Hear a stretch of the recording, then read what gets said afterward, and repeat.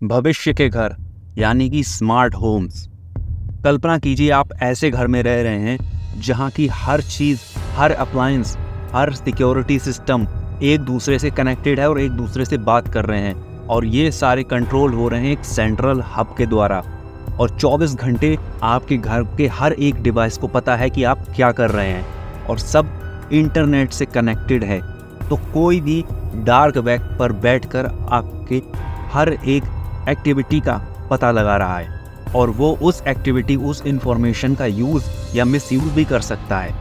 तो आज हम बात करने वाले हैं स्मार्ट होम्स के बारे में। स्मार्ट होम का कॉन्सेप्ट कोई नया नहीं है। 1901 से जब होम अप्लायंस का इनोवेशन स्टार्ट हुआ था, तभी से ही इसके पैरेलल ये चीज़ शुरू हो गई थी।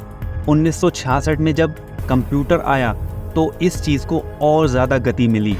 सन 2000 में LG ने अपना पहला स्मार्ट फ्रिज बनाया। उसके बाद से smartphone, smart camera, smart light, smart fan, smart air condition, सारी चीज़ें स्मार्ट होने लगी। और इन सारी चीज़ों को आप बहुत ही आसानी से अपनी आवाज़ से या अपने इंस्ट्रक्शन से कंट्रोल कर सकते हैं। चाहे आप घर में हो या घर के बाहर हो, आप अपने घर की गतिविधियों पर नज़र रख सकते हैं। ऑफिस पहुंच गए, आप अपने गैराज का दरवाज़ा बंद करना भूल गए, आप ऑफिस से ही अपने गैराज का दरवाज़ा बंद कर सकते हैं। आप घर से बाहर निकल गए और भूल गए हैं कि रूम की लाइट ऑन रह गई है, आप रास्ते से ही रूम की लाइट अपने बंद कर सकते हैं। आपकी गैर मौजूदगी में आपके घर में कोई घुस जाता है, आप पुलिस को अपने घर भेज सकते हैं। आप सो रहे हैं तब भी आपके घर की सिक्योरिटी हो रही है। और ये सारी चीज़ें कंट्रोल होती है सेंसर और एक्चुएटर्स के द्वारा। सेंसर हमारे घर के आँख और कानों की तरह होते हैं, जो चीज़ों को सेंस करते हैं और डाटा को कलेक्ट करते हैं, जैसे temperature, humidity, light, liquid, gas, movement और सारी एक्टिविटी को रिकॉर्ड करते हैं। और एक्चुएटर्स होते हैं हाथ और पैरों की तरह, जिनसे कमांड दिया जा सकता है, कोई काम करवाया जा सकता है, गेट खुलवाया जा सकता है, खाना बनवाया जा सकता है। सारे सेंसर और एक्चुएटर का एक कंट्रोलर होता है, मेन कंप्यूटर, जो सबको कंट्रोल करता है, कहाँ से क्या डाटा मिल रहा है और किस एक्चुएटर से क्या काम करवाना है, वो कंट्रोलर डिसाइड करता है। और ये कंट्रोलर एक एक्टिव इंटरनेट कनेक्शन से जुड़ा होता है, जिसके द्वारा रिमोटली ऑपरेट इसको किया जा सकता है। तो सुनने में ये चीज़ बहुत अच्छी लगती है। एक बहुत कंफर्टेबल घर होगा जो हमारे हिसाब से अपने आप चीज़ें करेगा, हमारे आते ही दरवाजे खोल देगा, हमारे कमरे में एंटर होते ही लाइट ऑन कर देगा, AC का टेम्परेचर एडजस्ट कर लेगा। मैं जब घर के बाहर जाऊँगा तो मेरे घर में एक रोबोट पोछा लगा देगा, साफ सफाई कर देगा, मेरे बर्तन अपने आप धुल जाएंगे। लेकिन ये चीज़ उतनी ही खतरनाक भी है, इसकी एक डार्क साइड भी है। ये सारा सिस्टम या सारा घर एक सेंट्रलाइज्ड कंप्यूटर के द्वारा कंट्रोल होगा, जो इसकी सबसे बड़ी नेगेटिव चीज़ है। एक सेंट्रलाइज्ड कंप्यूटर सिस्टम के हैक होने से सारी चीज़ें उस हैकर के कंट्रोल में आ जाएंगी।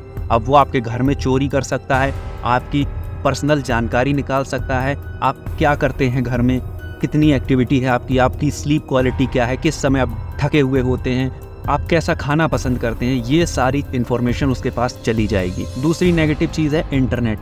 24 घंटे आपके घर का हर एक डिवाइस इंटरनेट से कनेक्टेड होगा। इसका मतलब कि आपकी प्राइवेसी वहाँ पर ज़ीरो हो जाएगी। सारा डाटा आपका इंटरनेट पे स्टोर होता रहेगा। और वहीं से तीसरी चीज़ निकल के आती है डाटा की चोरी। जब सारा डाटा आपका इंटरनेट पे है तो वहाँ से डाटा चोरी करना बहुत आसान हो जाता है। अगला नेगेटिव पॉइंट है इसका कॉस्ट। इस तरह के घर बनाने में एक नॉर्मल घर बनाने से काफ़ी ज़्यादा खर्चा आएगा, और जिसके साथ रिलायबिलिटी के भी इशू आ सकते हैं, क्योंकि ये अभी टेक्नोलॉजी पूरी तरह विकसित नहीं हुई है। अगली चीज़ आती है मेंटेनेंस। ऐसे घर का मेंटेनेंस भी एक नॉर्मल घर से काफ़ी ज़्यादा होगा। और नेक्स्ट पॉइंट है सिक्योरिटी। माना कि इस तरह के घर से सिक्योरिटी बढ़ जाएगी, लेकिन इस तरह के घर में सिक्योरिटी को भेदना भी उतना आसान हो जाएगा हैकर्स के लिए।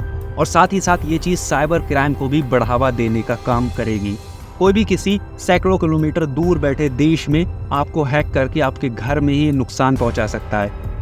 तो आप बताइए कमेंट में कि क्या आप अपने घर को एक स्मार्ट होम बनाना चाहेंगे, और इसके क्या फ़ायदे और क्या नुकसान और हो सकते हैं।